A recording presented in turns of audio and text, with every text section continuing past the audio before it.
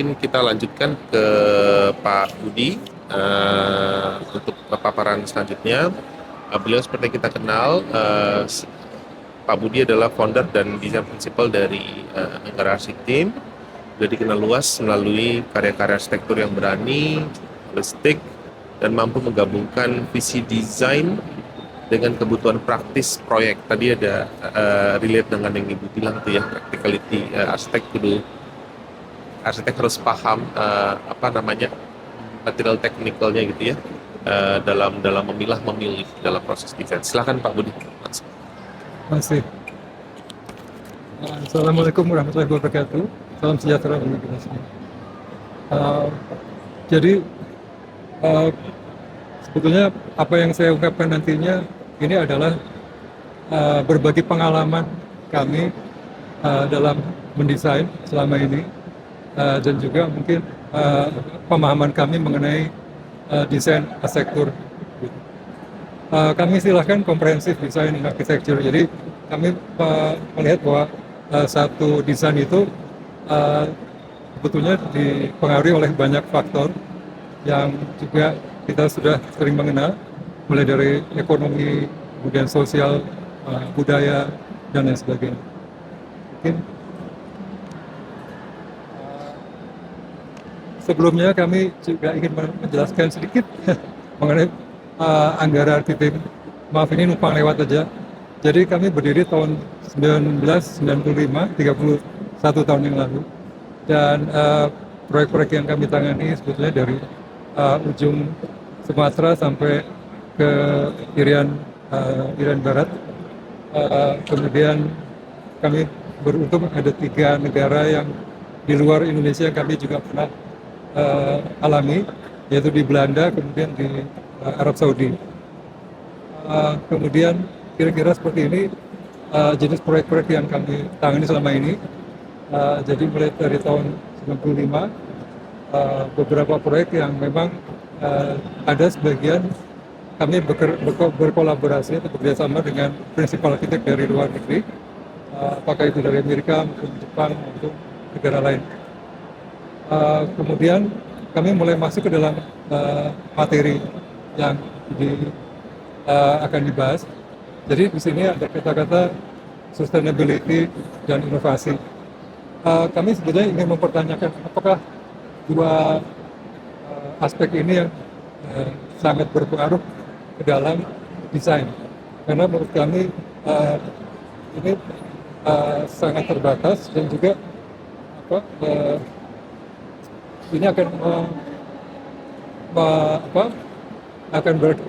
melewati esensi dasar dari desain itu sendiri. Kalau hanya kita bertitik tolak pada dua hal tadi, maka kami melihat bahwa tidak hanya dua faktor tadi, tentu saja itu yang juga baik ya, inovasi dan sustainability, tapi juga hal yang lain yang day to day, setiap hari itu sangat berpengaruh pada saat kita mendesain, mulai dari budaya, lingkungan, apalagi sekarang climate ya, kemudian juga ekonomi, apalagi sekarang kita tahu sekarang kita sebagai arsitek mengalami masalah yang sangat-sangat krusial dengan adanya Iran dan kemudian juga dan Amerika dan juga lain sebagainya dan lain sebagainya, sehingga ini akan berpengaruh sekali pada satu desain.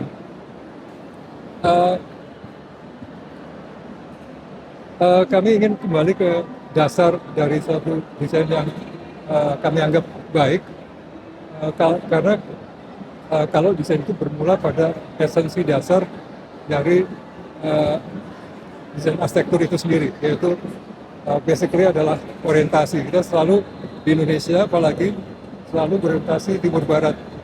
Dari mulai awal sampai sekarang kami berprinsip bahwa timur barat di Indonesia khususnya sangat penting. Jadi orientasi bangunan dari awal itu harus diperhatikan. Kemudian juga bagaimana kita membuat bentuk dasar dari bangunan supaya bisa cocok dengan iklim dan juga kultur yang ada di Indonesia. Indonesia itu ribuan budaya yang ada, yang harus ada penyesuaian dan juga harus ada satu desain yang berorientasi ke masing-masing atau spesifik ke masing-masing tempat ya di Indonesia. Dan juga akibat dari climate itu juga tadi ada faktor angin dan cuaca dan lain sebagainya. Kemudian naik ke level yang lebih lanjut, bagaimana kita merespon terhadap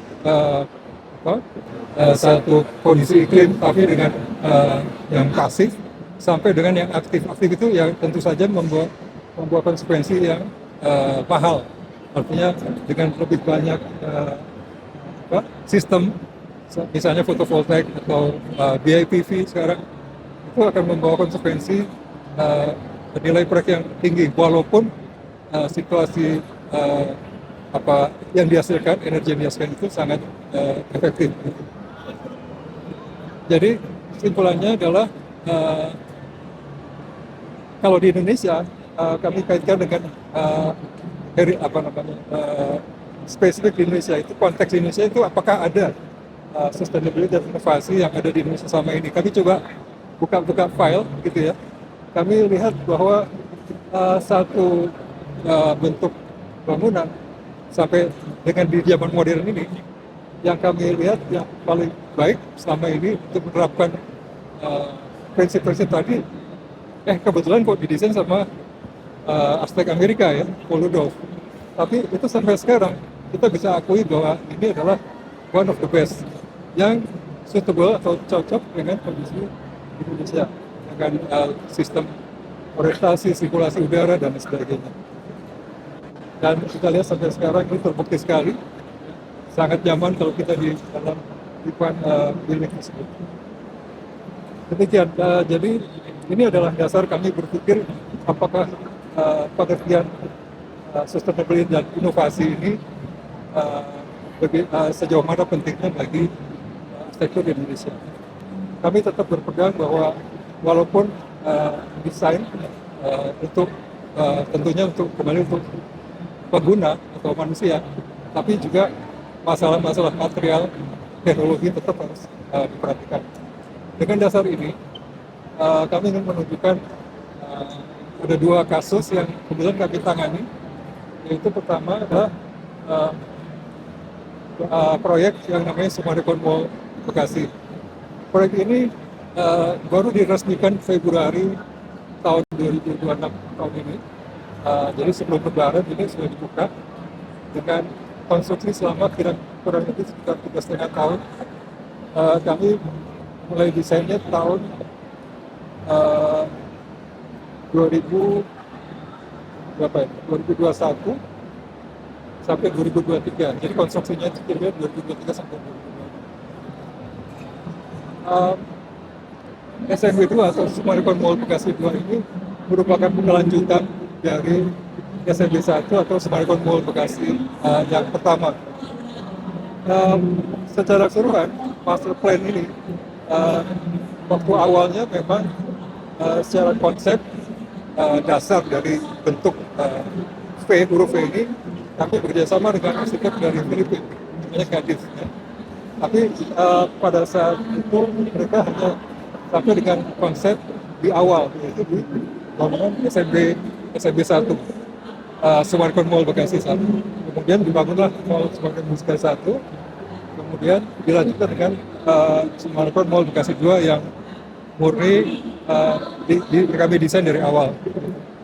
Luasnya kurang lebih sama, SMB 1 80.000, 80.000 dan 80.000.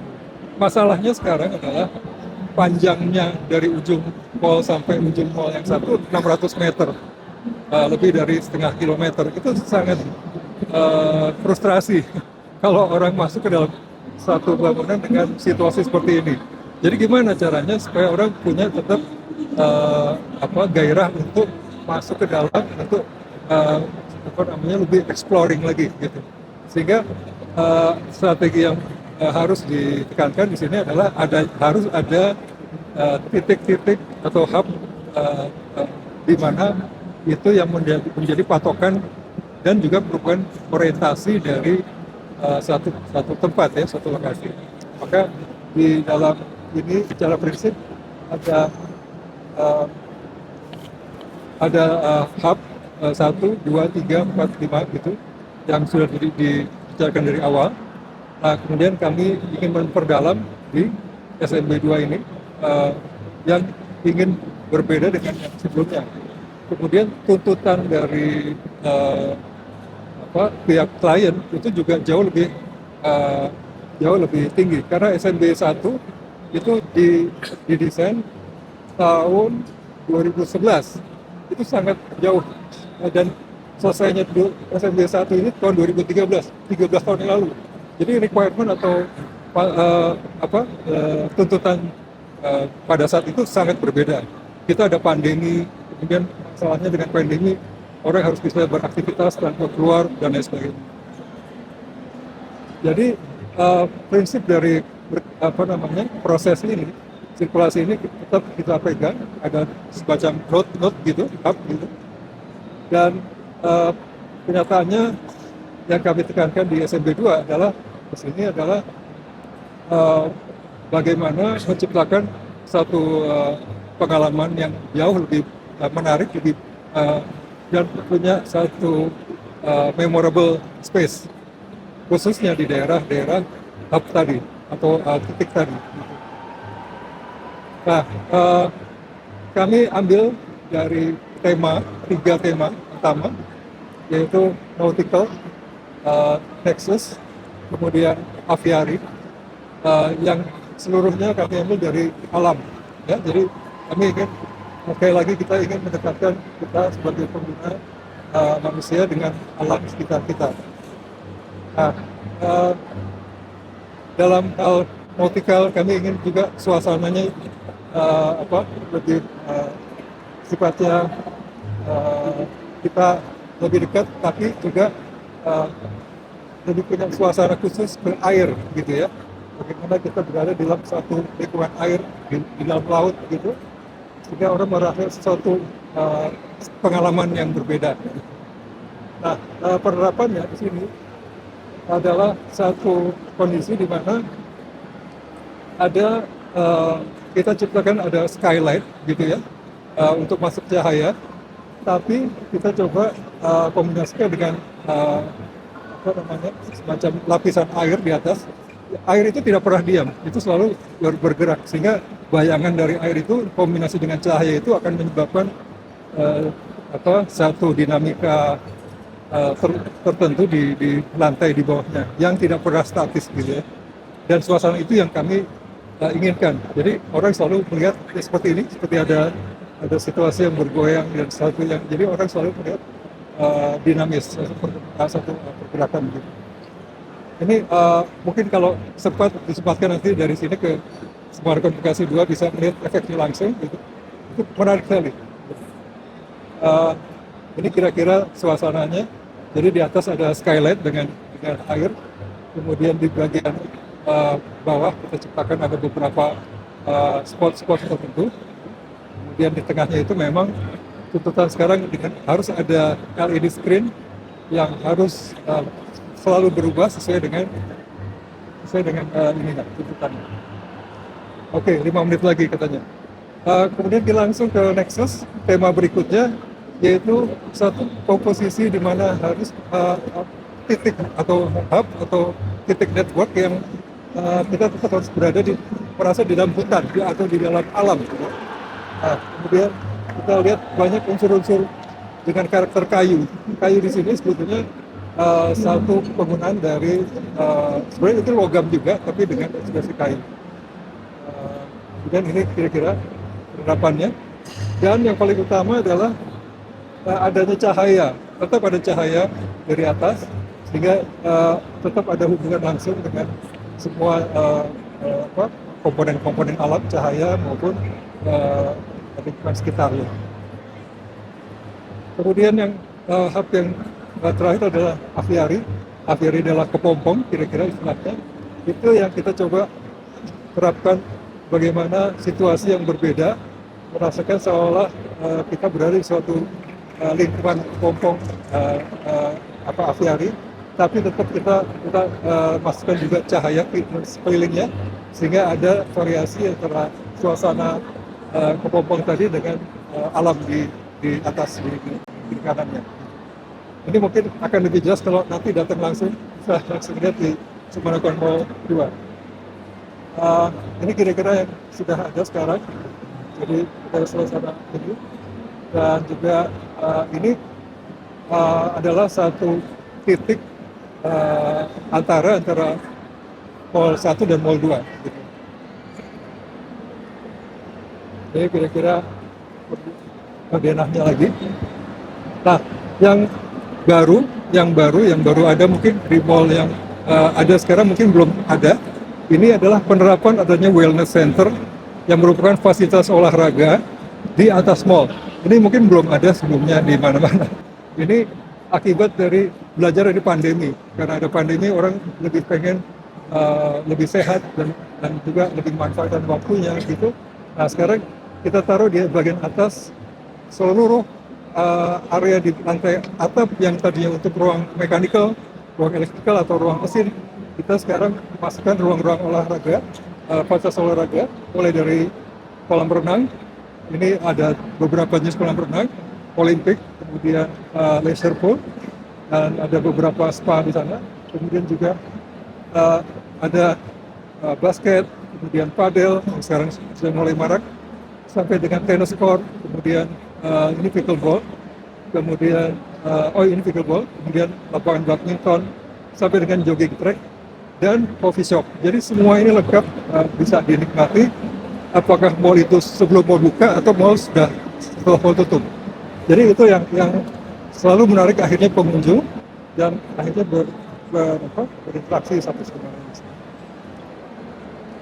Nah, ini perwujudan dari metal tadi, di mana kami coba eksperimen, agak eksperimen bagaimana penerapan satu yang metal coating steel gitu ya, tapi yang fungsinya sama juga, fungsinya untuk menutup ruang gitu ya, tapi yang mempunyai suatu bentuk yang khusus, yang mungkin lebih dinamik, tapi juga lebih playful gitu ya, lebih mencerminkan suasana dan juga aktivitas di dalamnya, mulai dari wellness center di depan di sini,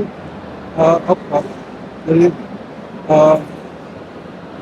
ini wellness center di depan, kemudian ada pool, kemudian masing-masing area olahraga indoor facilities-nya gitu, dan juga sampai dengan area di luar ini. Ini adalah area F&B di luar mallnya yang juga integrated dengan mall.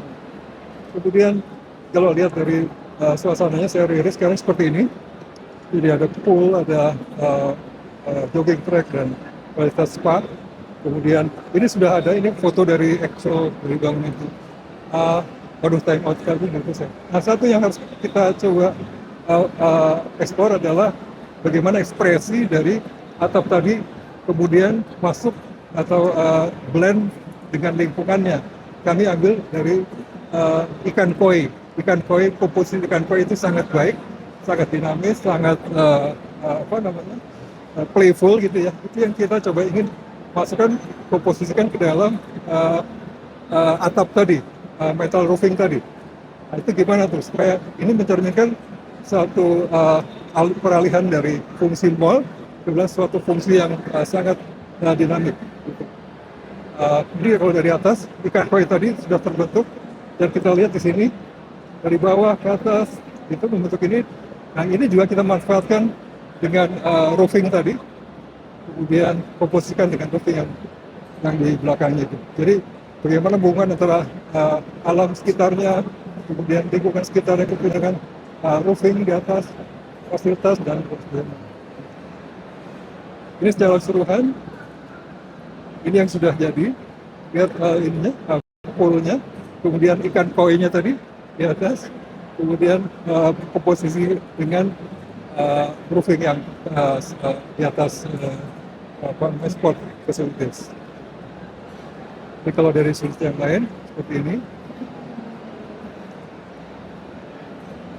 dari sisi yang lain, kemudian kalau kita lihat, nah ini yang sebelah atas adalah yang Mall 1, F&B Mall 1, di atasnya ruang mesin, ruang ME, Nah, sedangkan di yang Mall 2-nya kita manfaatkan hampir seluruhnya menjadi fasilitas olahraga yang dinamik, yang playful. Jadi diharapkan suasananya berubah gitu.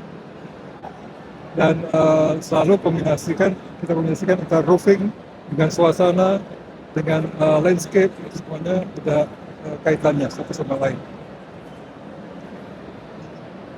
Dan nanti bisa langsung ke Bekasi, di Sparkon Mall Bekasi, bisa langsung melihat ini. Uh,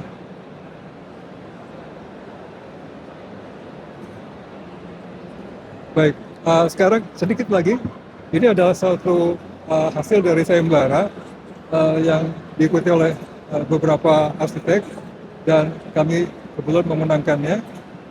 Ini bangunan mixed use sebetulnya, mayoritas adalah office, tapi juga ada retail maupun ruang-ruang serbaguna dan connect ke TOD MRT.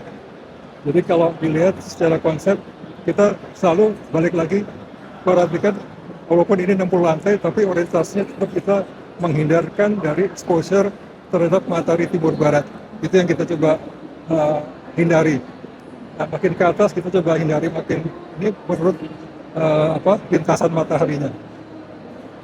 Jadi bagaimana cara kita menghindari timur barat, walaupun ada tidak terlalu besar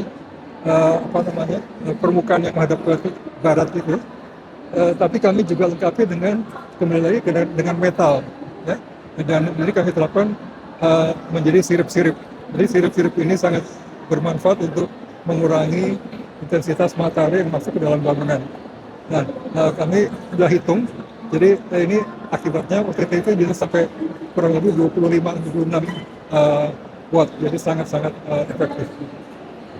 Dan kira-kira seperti ini potongannya, jadi 60 lantai, ada beberapa sebagian besar office, bagian atasnya komersil, bagian bawahnya connect dengan MRT di area Sudirman. Kemudian sekelilingnya kita lihat gitu, ini kira-kira posisinya, bagaimana connect dengan area stasiun MRT. Kemudian di daerah podium, kita juga buka towernya menjadi satu area semi outdoor dan juga outdoor. Ini juga untuk meningkatkan apresiasi terhadap area luar gitu, dan view ke arah kota gitu. Nah, ini juga kita bisa lihat akibat dari garis-garis ini adalah metal fin gitu. Itu mengikuti lengkungan dari bentuk bangunan tadi sendiri. Ya, time out katanya. Saya ingin cepat. Bentuknya kira-kira seperti ini. Jadi karena itu berputar dari setiap sudut akan berbeda-beda bentuknya. Seolah-olah bentuknya ada beberapa tipe. Dari sudut yang tertentu, kemudian sudut yang lain seperti ini. Ya, begitu kira-kira. Terima kasih.